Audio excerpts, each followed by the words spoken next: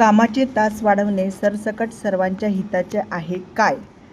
Doctor Kuldeep Singh Rajput, स्थलांतर कामगार विषयांचे अभ्यासक. कामगारांचे तास वाढवण्याचा प्रस्ताव स्पर्धात्मक अर्थव्यवस्था आणि कामगारांचे हक्क, श्रम आणि वैयक्तिक जीवन यांच्यातील संतुलनाबाबतचा कळीचा मुद्दा आहे. महाराष्ट्र कामगार विभाग खाजगी क्षेत्रातील कर्मचाऱ्यांच्या दैनंदिन कामकाजाच्या तासांमध्ये बदल करण्यासाठी विद्यमान कायद्यांमध्ये आवश्यक दुरुस्तीचा विचार करीत आहेत. राज्य कामगार विभागाने मंत्रिमंडळाच्या बैठकीत हा मुद्दा मांडला असून प्रस्तावाचे सर्व पैलू तपासले जात असल्याचे कामगार मंत्र्यांनी स्पष्ट केले आहे. प्रस्तावित बदलानुसार दुकाने, हॉटेल्स, मॉल्स आणि इतर खाजगी आस्थापनांमधील कामाचे कमाल तास 9 तासांवरून वाढवून 10 तास करण्याचा विचार आहे. यासोबतच सलग 6 तास किंवा त्याहून अधिक काम करणाऱ्या कर्मचाऱ्यांना 5 तासानंतर अर्धा तास विश्रांती देणे बंधनकारक असेल. तसेच ओव्हरटाईमची मर्यादा 3 महिन्यातील 125 तासांवरून 144 तासांपर्यंत वाढविण्याचा प्रस्ताव आहे. एक महत्त्वाची तरतूद म्हणजे ओव्हरटाईम धरून एका दिवसातील कामकाजाची मर्यादा 10.5 तासांवरून 12 तासांपर्यंत वाढवणे, तर तातडीच्या कामाच्या बाबतीत ही मर्यादा पूर्णतः उठविण्याची मुभा देणे. ही सुधारणा 20 किंवा त्याहून अधिक कर्मचारी असलेल्या आस्थापनांना लागू होणार आहे. बदलत्या जागतिक व राष्ट्रीय अर्थव्यवस्थेच्या पार्श्वभूमीवर राज्य शासनाने कामगार, श्रम आणि रोजगारविषयक विद्यमान धोरणांच्या पुनरावलोकनाची गरज अधोरेखित केली आहे. डिग्लोबलायझेशनची प्रक्रिया गतिमान झाल्याने राष्ट्रांमधील संबंध आणि सहकार्याची व्याप्ती कमी होत चालली आहे. अशा परिस्थितीत भारताने उपलब्ध लोकसंख्या लाभांशाचा प्रभावी उपयोग करून स्वयंपूर्णतेकडे वाटचाल करणे अपरिहार्य ठरते. या उद्दिष्टांच्या पूर्ततेसाठी कामगार कायदे अधिक लवचिक, आधुनिक, हक्काधिष्ठित आणि उद्योगस्नेही बनविण्याची आवश्यकता आहे.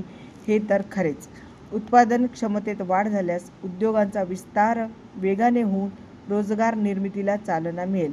राज्यातील तरुण व कुशल मनुष्यबळाला अधिक संधी उपलब्ध होतील असा त्यामागील विचार आहे. त्याशिवाय या सुधारणांमुळे महाराष्ट्राकडे गुंतवणुकीसाठी आकर्षक गंतव्यस्थान म्हणून पाहिले जाईल. उद्योगस्नेही वातावरण निर्माण झाल्यास स्टार्टअप, लघु मध्यम उद्योग तसेच मोठ्या बहुराष्ट्रीय कंपन्यांच्या गुंतवणुकीत वाढ होऊन अर्थव्यवस्थेला गती मिळू शकते.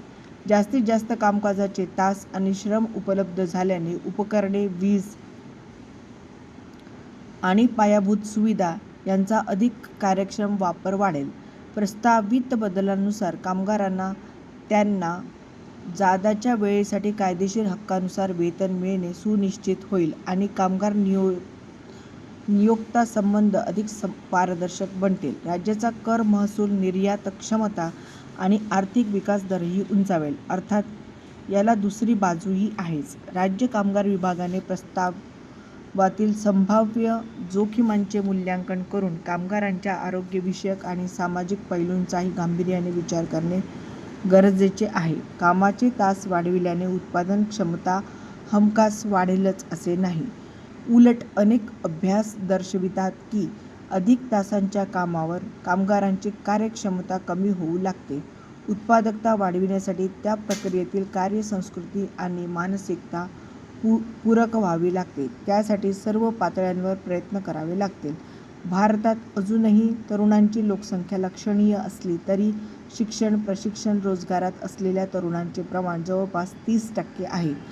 कामाच्या तासात वाढ केल्याने नोकरी सोडण्याचे प्रमाण वाढण्याची किंवा कामच न करण्याची प्रवृत्ती अधिक तीव्र होण्याची भीती आहे. दीर्घ शिफ्टमुळे कामगारांचे शारीरिक आणि मानसिक आरोग्यावर विपरीत परिणाम होतो. त्यामुळे कामाच्या ठिकाणी कामगारांच्या आरोग्य संरक्षणासाठी विशेष तरतुदी करणे अपरिहार्य ठरते. खाजगी क्षेत्रातील काही नियोक्ते कायद्याचा सोयीस्कर अर्थ लावून कामगारांकडून अतिरिक्त तास काम करून घेण्याची भीतीही असते. त्यामुळे कामगार शोषण, ओव्हरटाईमचे अपुरे वेतन, कामाचे तास चुकीचे नोंदवणे, त्यासाठी लाल फितीच्या प्रक्रियेत वाढ अशा समस्या उद्भवू शकतात. या पार्श्वभूमीवर कायद्याचे उल्लंघन करणाऱ्यांवर कडक कारवाईची हमी देणे गरजेचे आहे. अधिक तास काम करावे लागल्याने कामगारांच्या श्रम आणि वैयक्तिक जीवन यांच्यातील संतुलन ढासळण्याचीही शक्यता आहे. प्रस्तावित बदलांमध्ये स्त्री कामगारांच्या सुरक्षेविषयी तरतुदी केल्या गेल्या असल्या तरी बहुतांश स्त्री कामगारांना आजही घरगुती जबाबदाऱ्या, सेवा शुश्रूषा आणि भावनिक श्रमांचा भार सोसावा लागतो. अशा परिस्थितीत अतिरिक्त कामाचा ताण वाढल्यास रोजगार आणि श्रम बाजारपेठेतून स्त्री कामगारांची पिछेहाट होण्याची शक्यता नाकारता येत नाही.